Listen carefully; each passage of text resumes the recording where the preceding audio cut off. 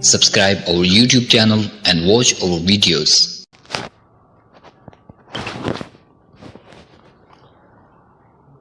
الحمد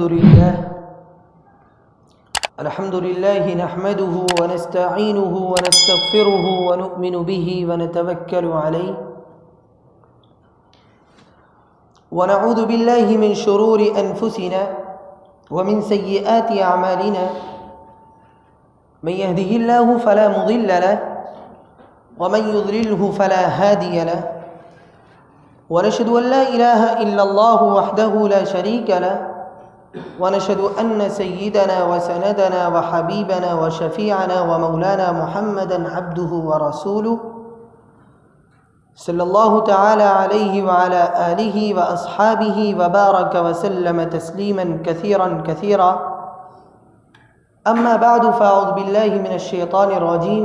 بسم الله الرحمن الرحيم. بل تؤثرون الحياة الدنيا والآخرة خير وأبقى.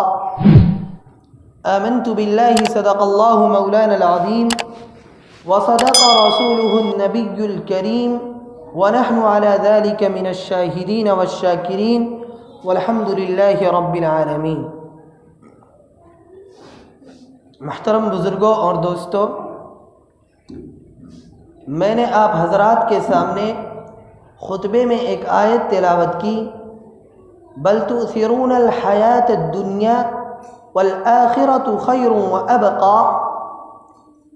اس آیت میں اللہ جل جلالہ نے ہماری اور آپ کی ایک بنیادی بیماری کی تشخیص فرمائی ہے، ہماری اور آپ کی ایک بنیادی بیماری بیان فرمائی ہے کہ ہمارے اور آپ کے اندر ایک بیماری پائی جاتی ہے، اور وہ ایسی بیماری ہے جو زندگی کے ہر شعبے میں، جو زندگی کے ہر میدان میں، جو زندگی کی ہر فیلڈ میں ہمارے اور آپ کے لیے ہلاکت اور تباہی لانے والی ہے. اللہ تعالیٰ نے وہ بیماری بتائی اور پھر اس بیماری کا علاج بھی بتایا.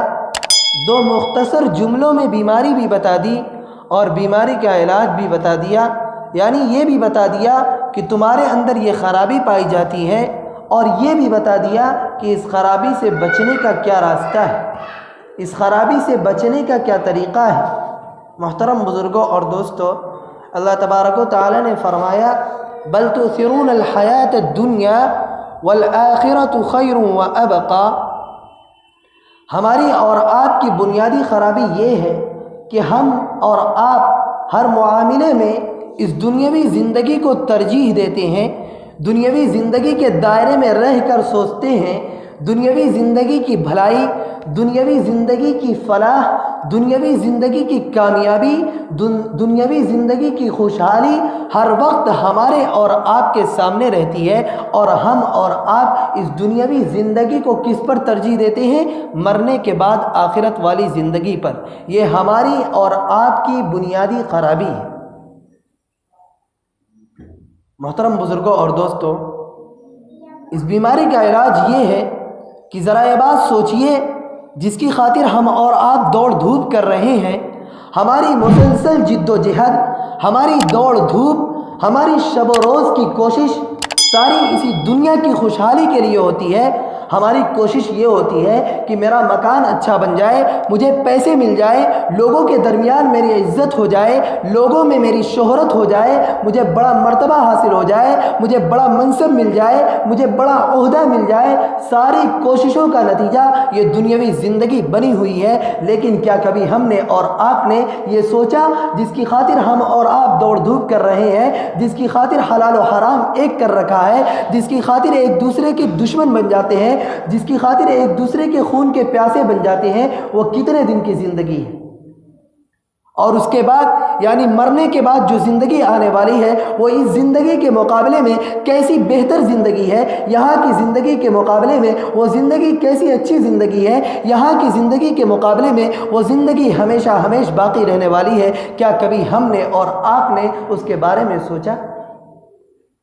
محترم بزرگوں اور دوستوں، خوب سمجھ لیں دنیا کی کوئی خوشی کامل و مکمل نہیں ہے، دنیا کی کوئی لذت کامل و مکمل نہیں ہے، دنیا کی کوئی راحت کامل و مکمل نہیں ہے، دنیا کا کوئی مزہ کامل و مکمل نہیں ہے۔ ہر خوشی کے ساتھ غم لگا ہوا ہے اور ہر غم کے ساتھ کوئی خوشی لگی ہوئی ہے۔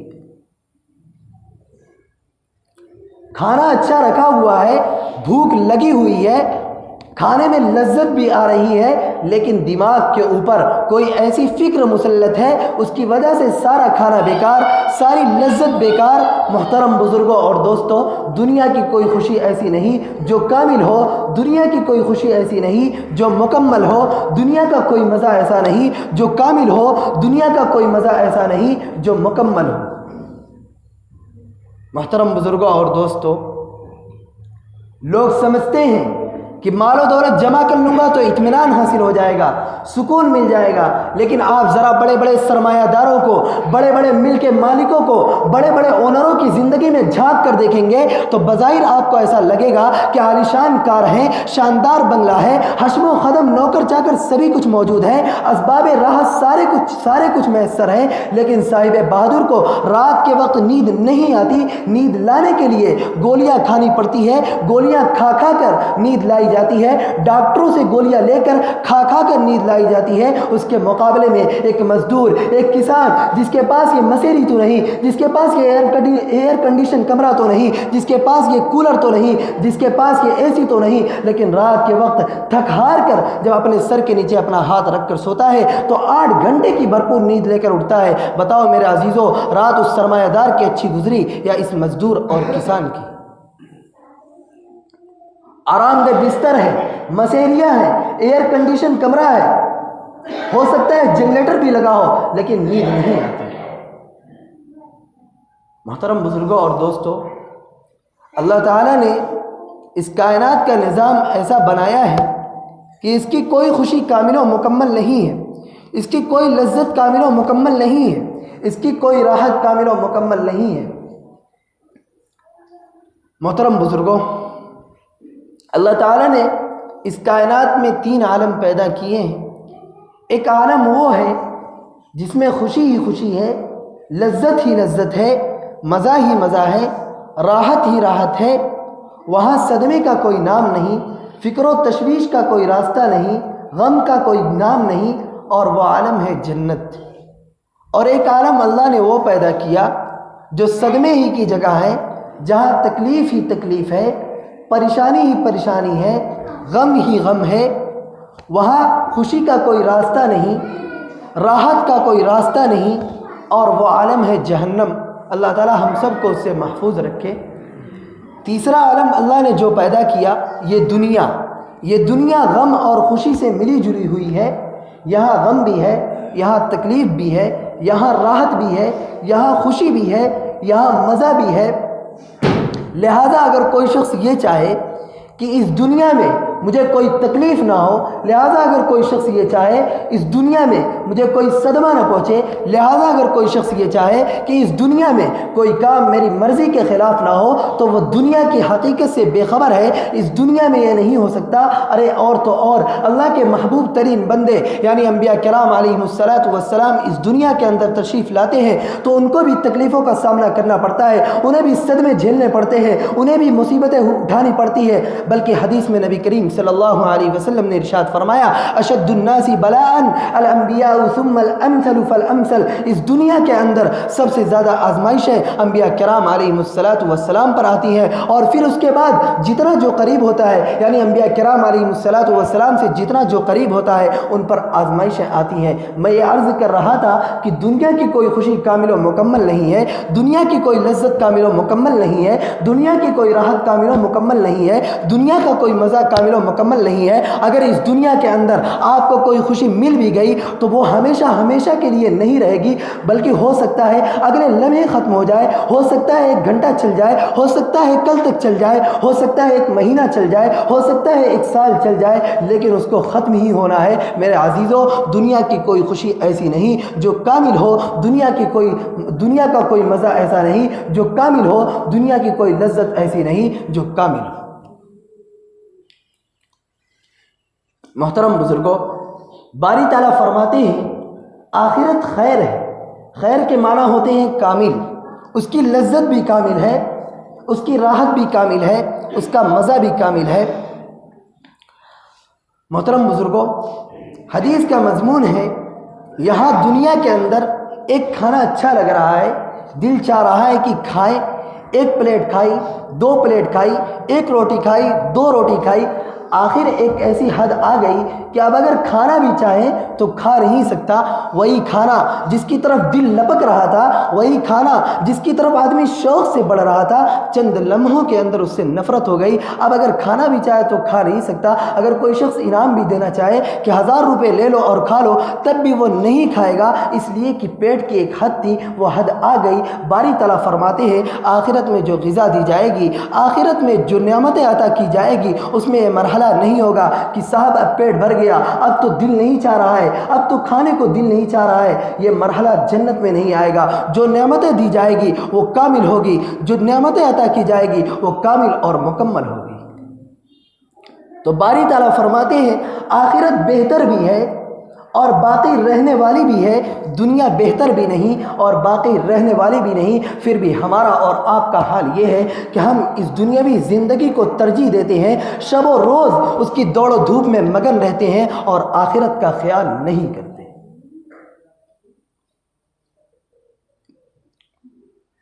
محترم بزرگوں، اس دنیا کے اندر کوئی بات اتنی یقینی نہیں، کوئی بات اتنی متفق علیہ نہیں جتنی یہ بات یقینی اور متفق علیہ ہے کہ ہر انسان کو ایک دن مرنا ہے۔ اس سے زیادہ کوئی بات یقینی اور متفق علیہ نہیں۔ یہ وہ بات ہے جس کو مسلمان تو مسلمان، کافر بھی مانتا ہے کہ ایک دن وہ ضرور مرے گا۔ آج تک کوئی انسان اس دنیا میں ایسا پیدا نہیں ہوا جس نے یہ نظریہ پیش کیا ہو کہ انسان کو موت نہیں آئے گی۔ لوگوں نے خدا کا انکار کر دیا، کہنے والوں نے کہہ دیا کہ ہم خدا کو نہیں مانتے، لیکن موت سے انکار کرنے والا آج تک کوئی پیدا نہیں ہوا۔ بڑے سے بڑا دہریہ، بڑے سے بڑا ملحد، بڑے سے بڑا منکر خدا، وہ بھی یہ نہیں کہہ سکتا کہ مجھے موت نہیں آئے گی۔ اور سب باتوں میں اختلاف ہے، لیکن یہ ایک ایسی واحد بات ہے کہ اس میں سب کے سب متفق ہیں کہ موت آنی ہے، مرنا ہے، اور اس بات پر سب متفق ہیں کہ موت کے دن کا پتہ نہیں ہے۔ سائنس ترقی کر گئی، لوگ چاند پر پہنچ گئے، مریخ پر پہنچ گئے، کمپیوٹر ایجاد ہو گیا، مصنوعی آدمی ایجاد ہو گئے، لیکن پوچھو ان سائنسدانوں سے، بتاؤ بھائی جو فلاں شخص ہے سامنے بیٹھا ہوا ہے اس کی موت کب آئے گی؟ سارے سائنس، سارے علوم و فنون یہاں آ کر عاجز ہو جاتے ہیں، کوئی بتا نہیں سکتا کہ انسان کی موت کب آئے گی۔ لیکن میرے عزیزوں، جتنی یہ بات یقینی ہے اور جتنا ہی اس کا وقت غیر یقینی ہے، اتنا ہی ہم اور آپ اس موت سے غافل ہیں۔ آج ہم سب اپنے گریبان میں منہ ڈال کر دیکھ لیں کہ صبح سے لے کر شام تک کیا کچھ سوچتے ہیں، کیا کیا خیالات آتے ہیں، دنیا داری کے، تجارت کے، کاشتکاری کے، ملازمت کے، خدا جانے کیا کیا خیالات آتے ہیں۔ کیا کبھی خیال آتا ہے کہ ایک دن قبر میں جا کے سونا ہے؟ کیا یہ کبھی خیال آتا ہے کہ قبر میں جانے کے بعد کیا حالات پیش آنے والے ہیں؟ محترم بزرگوں اور دوستوں،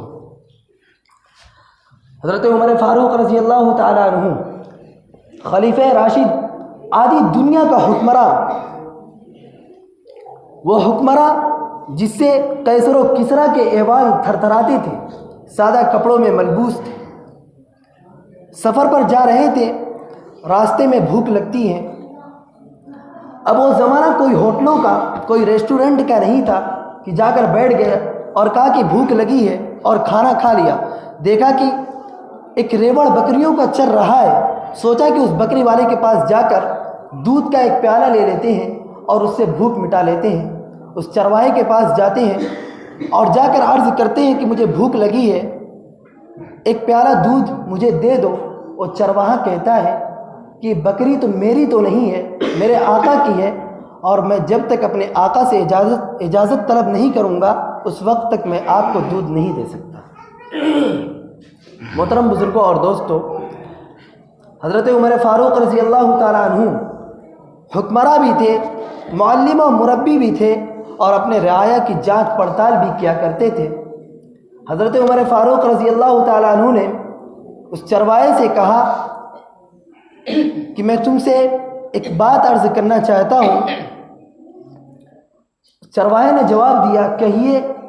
فرمانے لگے کہ ایک بکری مجھے دے دو، میں اس کی قیمت ادا کر دیتا ہوں، اس میں تمہارا بھی فائدہ ہو جائے گا اور میرا بھی فائدہ ہو جائے گا، میں اس سے دودھ پی لیا کروں گا اور ضرورت پیش آنے پر اس کو ذبح کر کے کھا بھی لوں گا، اور اگر تمہارا آقا پوچھے تو اس سے یہ کہہ دینا کہ بکریوں کو ایک بکری کو بھیڑیا لے کر چلا گیا۔ محترم بزرگوں اور دوستوں، جیسے ہی اس چرواہے نے یہ بات سنی، فوراً بے ساختہ چلا اٹھا، یا ھذا فعین اللہ، اے وہ شخص تو مجھے کیا کہہ رہا ہے؟ کیا آپ کا اور میرا امیر یعنی خدا ہمیں نہیں دیکھ رہا ہے؟ محترم بزرگوں اور دوستوں، حضرت عمر فاروق رضی اللہ تعالیٰ عنہ محض جانچ کے لیے یہ کہہ رہے تھے، یہ پوچھ رہے تھے، لیکن حضرت عمر فاروق رضی اللہ تعالیٰ عنہ نے جب اس چرواہے کا یہ جملہ سنا تو اس سے عرض کیا کہ جب تک تجھ جیسا شخص اس امت میں باقی رہے گا اس وقت تک اس امت میں فلاح اور کامیابی کا غلبہ باقی رہے گا۔ محترم بزرگوں اور دوستوں، یہ ہے وہ فکر آخرت کہ جنگل کی تنہائی میں بکریاں چراتے ہوئے چرواہے کے دماغ پر یہ بات مسلط ہے کہ اگر میں نے چند پیسوں کے لیے یہ کام کر لیا تو شاید اس سے دنیا کا کوئی نفع ہو سکتا ہے، لیکن آخرت میرے ہاتھ سے جاتی رہے گی۔ محترم بزرگوں اور دوستوں، اسی طرح حضرت عمر فاروق رضی اللہ تعالیٰ عنہ رات کے وقت صبح کے قریب گشت کرنے کے لیے نکلتے ہیں۔ صبح کی جھٹپٹ کا وقت ہے، ایک گھر کے اندر سے آواز آتی ہے۔ ایک ماں اپنی بیٹی سے کہتی ہے کہ بیٹی دودھ نکالنے کا وقت آ گیا ہے، لیکن آج کل ہماری گائے دودھ بہت کم دیتی ہے، لہٰذا ایسا کرنا کہ دودھ میں پانی ملا دینا۔ حضرت عمر فاروق رضی اللہ تعالیٰ عنہ باہر کھڑے ہوئے سب سن رہے ہیں۔ بیٹی کہتی ہے کہ امیر المومنین کا حکم ہوا ہے کہ کوئی شخص دودھ میں پانی نہ ملائے۔ ماں کہتی ہے کہ امیر المومنین یہاں کہاں دیکھ رہے ہوں گے، وہ تو کہیں اپنے بستر پر آرام سے سو رہے ہوں گے۔ وہ بیٹی کہتی ہے کہ اگر امیر المومنین نہیں دیکھ رہے ہیں تو امیر المومنین کا امیر جو ہے یعنی اللہ تو دیکھ رہا ہے۔ محترم بزرگوں اور دوستوں، حضرت عمر فاروق رضی اللہ تعالیٰ عنہ یہ سب بات باہر کھڑے ہوئے سن رہے تھے۔ آپ رضی اللہ تعالیٰ عنہ اپنے گھر تشریف لے جاتے ہیں اور صبح کے وقت اس لڑکی کے بارے میں معلوم کرتے ہیں کہ کون لڑکی ہے، اور پھر اس کے بعد اس کو بلاتے ہیں اور اپنے بیٹے سے ان کا نکاح کرتے ہیں۔ انہی کے نسل میں بعد میں حضرت عمر ابن عبدالعزیز رحمۃ اللہ علیہ جو عمر ثانی ہیں وہ پیدا ہوتے ہیں۔ محترم بزرگوں اور دوستوں، کہنے کا مقصد یہ ہے وہ ذہنیت جو اس بات کو جانتی ہے کہ آخرت بہتر ہے اور باقی رہنے والی ہے، دنیا بہتر بھی نہیں اور باقی رہنے والی بھی نہیں۔ جب یہ بات دل و دماغ میں بیٹھ جائے گی تو کوئی گناہ اور کوئی بدعنوانی کی طرف ہاتھ نہیں بڑھے گا۔ ہر شخص اس فکر میں رہے گا جو جنت بنانے والا ہوگا، ہر شخص اس کام کی طرف لپک رہا ہوگا جو جنت بنانے والا ہوگا، اور اس کام سے رکے گا جو اللہ کو ناراض کرنے والا ہوگا۔ محترم بزرگوں، حقیقت میں اس دین کو حاصل کرنے کے لیے اور اپنی زندگی میں اس کو رچانے کے لیے واحد راستہ یہی ہے کہ اللہ والوں کی صحبت اختیار کی جائے۔ اللہ والا اسی کو کہتے ہیں جو آخرت کی فکر رکھتا ہو۔ انسان جب اس کی صحبت میں بیٹھے گا تو اس کو آخرت کی فکر حاصل ہوگی اور دنیا طلبی کی دوڑ کا جذبہ ختم ہو جائے گا۔ محترم بزرگوں اور دوستوں، آج کی اس مبارک جمعہ سے اس پیغام کو لے کر جائیے اور اپنے دل و دماغ میں راسخ کر لیجئے کہ ہم دنیا میں رہیں گے لیکن دنیا سے متاثر نہیں ہوں گے، بلکہ اپنی دنیا میں رہ کر دنیا کی ضروریات کو پوری کریں گے، لیکن ساتھ ساتھ آخرت کی بھی فکر کریں گے۔ اس دنیا میں آنے کا مقصد یہی ہے، اللہ نے جو ہمیں اس دنیا میں بھیجا ہے اس کا مقصد یہی ہے کہ تم دنیا میں رہو اور دنیا کے اسباب سے دنیا کی راحت کی چیزوں سے فائدہ بھی اٹھاؤ اور ساتھ ساتھ آخرت کی تیاری بھی کرو۔ اللہ تعالیٰ یہ فکر ہمارے اور آپ کے دل و دماغ میں پیدا فرما دے۔ آمین۔ وآخر دعوانا ان الحمد للہ رب العالمین۔